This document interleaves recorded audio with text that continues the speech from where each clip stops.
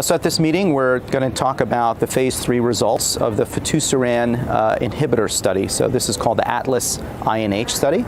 This was a study of Fitusirán, a novel small interfering RNA molecule designed to inhibit antithrombin, so lower antithrombin levels.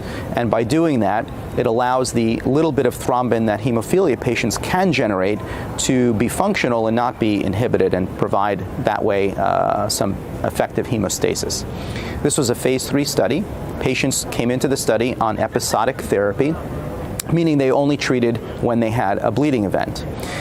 The patients were then randomized in a 2-to-1 ratio to either receive Fitusirán, 80 milligrams subcutaneously once per month, versus continuing with their standard of care on-demand treatment.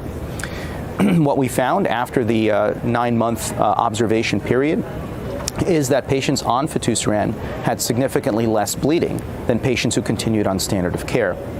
The standard of care arm had an annualized bleeding rate, basically meaning bleeds per year, of about 16 to 17, depending on if you look at the median or the mean. And those on Fitusirán, the median bleed rate was 0, and the mean was 1.7. So a very important and significant reduction. Definitely statistically significant, but more important to me is it's a clinically important reduction in bleeding.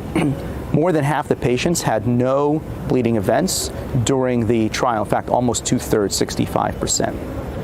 In terms of safety, all in all, Fitusirán was shown to be a safe molecule. Patients did have elevations in transaminases. These were mostly transient and mild, and none of the patients discontinued Fitusirán because of that. That was about 25% of the patients. 2 patients out of the 40 on Fitusirán developed thrombotic events. One was a definite thrombotic event related to a catheter, which is not unusual. The other one was a suspected thrombotic event of a spinal vessel, and that patient was discontinued from Fitusirán. So 1 out of 40 patients were discontinued due to a safety issue.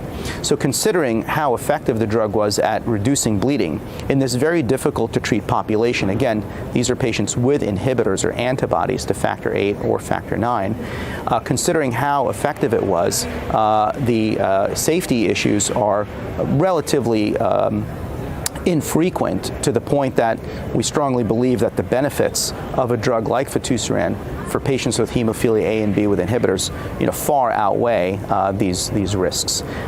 So looking forward to seeing additional data in the future, and at some point we hope to have this medication available to use for patients in the commercial setting.